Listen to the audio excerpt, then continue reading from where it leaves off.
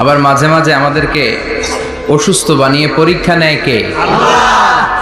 এজন্য সব সময় প্রশংসা করতে হবে কার? সুস্থ অবস্থায়ও আল্লাহ, আবার অসুস্থ অবস্থায়ও। বিশ্বনবী যখন সুস্থ থাকতেন তখন আল্লাহরে ডাকতেন, অসুস্থ হয়ে গেলে আল্লাহরে ডাকতেন না। ব্যাপারটা কি এমন? কথা বলেন। সুস্থ থাকলেও তিনি জিকির করতেন কার? অসুস্থ অবস্থায়ও তিনি জিকির করতেন কার? বিশ্বনবী মাঝে মাঝে অসুস্থ হতেন না? কথা বলেন। বিশ্বনবী অসুস্থ হতেন, তারপরেও তিনি আল্লাহর কাছে চাইতেন। বিশ্বনবী বলতেন, ইদা সাআলতা ফাসআলিল্লাহ, যখন চাইবা আল্লাহর কাছে চাও। কার কাছে? না খাজা বাবা, ল্যাংটা বাবা, বড় হুজুর, মেজ হুজুর, ছোট হুজুর? কার কাছে? সহজ না হিসাবটা? ইদা সাআলতা ফাসআলিল্লাহ, যখন চাইবে তো আল্লাহর কাছে চাও। ওয়া ইদা ইসতাআনতা ফাসতাইন বিল্লাহ, সাহায্যের দরকার কার কাছে সাহায্য চাবা? কেউ যেটা পারে না পারে কে? কেউ যেটা বোঝে না বুঝে কে? কেউ যেটা দেখে না দেখে কে? পৃথিবীর সবার চোখকে ফাঁকি দিলেও আপনি কি আল্লাহর চোখ ফাঁকি দিতে পারবেন? Allah is watching you. Allah subhanahu wa ta'ala is observing you. আল্লাহ আপনারা দেখছেন।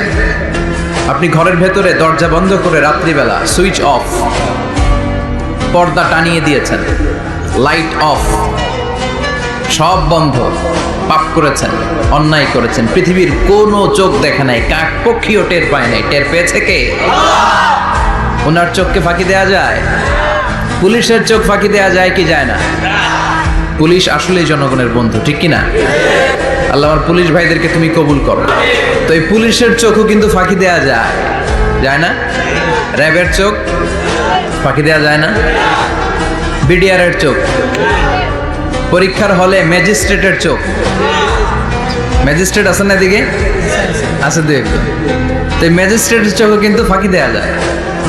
বিমানবন্দরে যাত্রীরা যখন নামে তখনই জিজ্ঞেস করে কোত্থেকে আসছেন, গোল্ড আছে কিনা, বার আছে কিনা, এটা আছে কিনা, ওইটা আছে কিনা।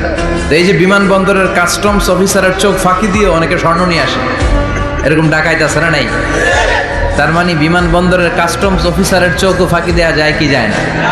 তো পুলিশের চোখ ফাঁকি দেওয়া যায়, র্যাবের চোখ ফাঁকি দেওয়া যায়, বিমানবন্দরের কাস্টমস অফিসারের চোখ ফাঁকি দেওয়া যায়, কিন্তু আল্লাহর চোখ ফাঁকি দেওয়া যায়? চিল্লায় বলেন ফাঁকি দেওয়া যাবে? এজন্য কেউ যেটা দেখে না দেখে কে? কেউ যেটা শোনে না শোনে কে? কেউ যেটা বুঝে না বুঝে কে? এজন্য চাইবেন কার কাছে? নাকি দয়াল বাবার কাছে? দয়াল বাবা রে দয়া করো আমারে, কি সুন্দর মিলাইছে। দয়াল বাবারে দয়া করো আমারে। দয়াল বাবা আপনার কিচ্ছু করতে পারে না। এটাই হচ্ছে খালেস তাওহীদের ধারণা। তাওহীদ মানে একত্ববাদ, ওয়াননেস অফ গড। স্রষ্টা যে একজন, সবাই আমরা এক কেন্দ্রিক হব, শুধু ওনার কাছে চাবো, ওনার কাছে কাঁদবো, মনের জ্বালা যন্ত্রণা শুধু উনিই পূরণ করতে পারেন, ঠিক কিনা? এটার নাম তাওহীদ। এটার নাম কি?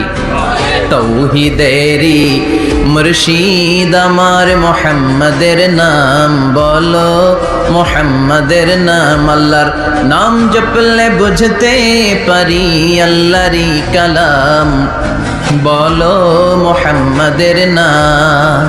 ওই নামেরই রশি ধরে যাই আল্লাহর পথে, ওই নামেরই ভেলায় চড়ে ভাসি নূরের স্রোতে, ওই নামের বাতি জেলে দেখি আরশের মুকাম বলো, মুহাম্মাদের নাম। পড়েন তাওহীদেরই মুহাম্মাদের নাম বলো, মুহাম্মাদের নাম। আল্লাহর নাম জপলে বুঝতে পারি আল্লাহরই কালাম বলো, মুহাম্মাদের নাম। চিল্লায় পড়েন আল্লাহু আকবার। এটার নাম তাওহীদ। আমরা এক আল্লাহয় বিশ্বাসী। ইদা সাআলতা ফাসআলিল্লাহ, যখন কিছু চাইতে হবে কার কাছে চাইবেন?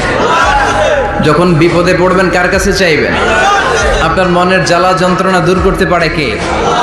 ব্যবসায় সফল হতে চান, আপনারা সফল বানায় দিতে পারে কে? আপনার ছেলে নাই, মেয়ে নাই, ছেলে মেয়ে দিয়ে কলিজাটারে ঠান্ডা করতে পারে কে? এজন্য কার কাছে চাবো? আল্লাহ ছাড়া কারো কাছে চাওয়া যাবে? কথা বলেন। আল্লাহ তুমি বুঝার তৌফিক দাও, আর জোরে পড়েন আমিন। এজন্য প্রত্যেক সালাতের পরে আমরা পড়ি রাদিতু বিল্লাহি ওয়া বিল ইসলামি ওয়া বি মুহাম্মাদিন নবিয়ান ওয়া রাসূলা। আল্লাহর রব হিসেবে পেয়ে আমরা খুশি না বেজার? বিশ্বনবীকে নবী হিসেবে পেয়ে খুশি না বেজার? ইসলামকে ধর্ম হিসেবে পেয়ে খুশি না বেজার? কোরআনকে সংবিধান হিসেবে পেয়ে খুশি না বেজার? আজকের মাহফিলে আসতে পেরে খুশি না বেজার? কম না বেশি? আমরা সবাই খুশি, পরিমাণে বেশি। আওয়াজ করে পড়েন আল্লাহু আকবার। তাহলে রাদিতু বিল্লাহি রাব্বা, রাদিতু বিল্লাহি। প্রত্যেক সালাতের পরে এই দোয়াটা পড়েন তো, এই দোয়াটা পড়বেন, রাদিতু বিল্লাহি রাব্বা। আমরা আল্লাহকে রব হিসেবে পেয়ে খুশি, কারণ তিনি এমন রব, তিনি আমাদের মনের সব আকুতি, জ্বালা, যন্ত্রণাকে সমাধান করে দিতে পারেন। চিল্লায় বলেন ঠিক কিনা? তিনি এমন রব, আমরা গোপনে কিছু করলেও তিনি দেখেন, প্রকাশ্যে কিছু করলেও তিনি দেখেন। সূচনাহীন অতীত থেকে তিনি আছেন, শেষহীন ভবিষ্যৎ পর্যন্ত তিনি থাকবেন। চিল্লায় বলেন তিনি কে?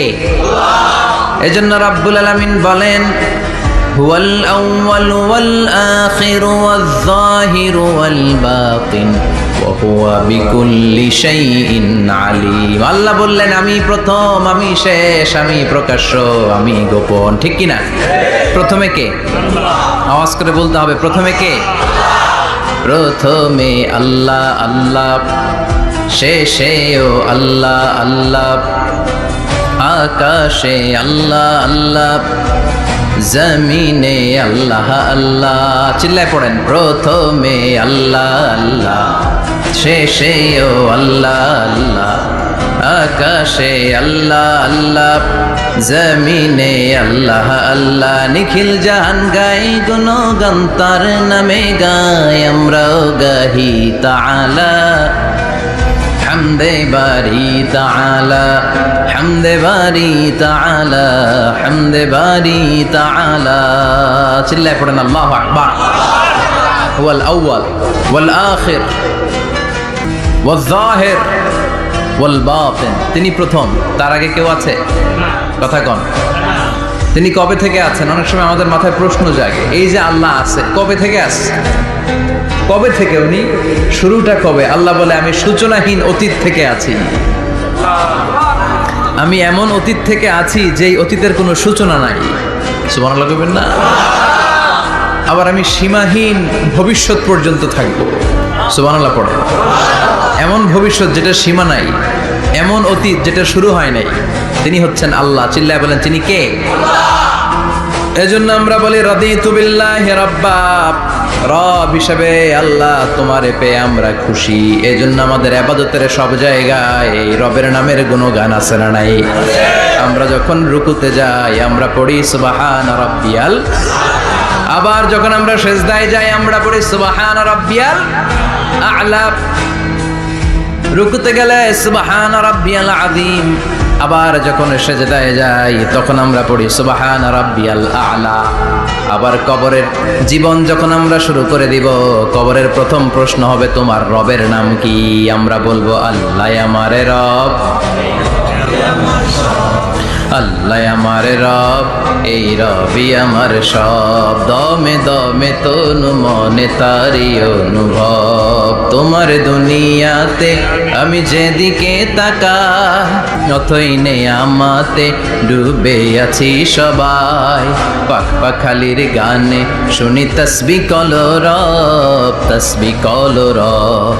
আল্লাহ আমার রব, এই রবি আমার সব। সুবহানাল্লাহ, কি অসাধারণ কথামালা। আল্লাহ আমার রব, এই রবই আমার সব। আল্লাহ যদি আমার সাথে থাকে পৃথিবীর কোনো শক্তি আমার থামাতে পারবে না। চিল্লায় বলেন ঠিক কিনা? আর এই রবকে যদি তুমি হারাও, রব যদি আমার বিপক্ষে চলে যায়, পৃথিবীর কোনো শক্তি আমার কোনো উপকার করতে পারবে? এজন্য বিশ্বনবী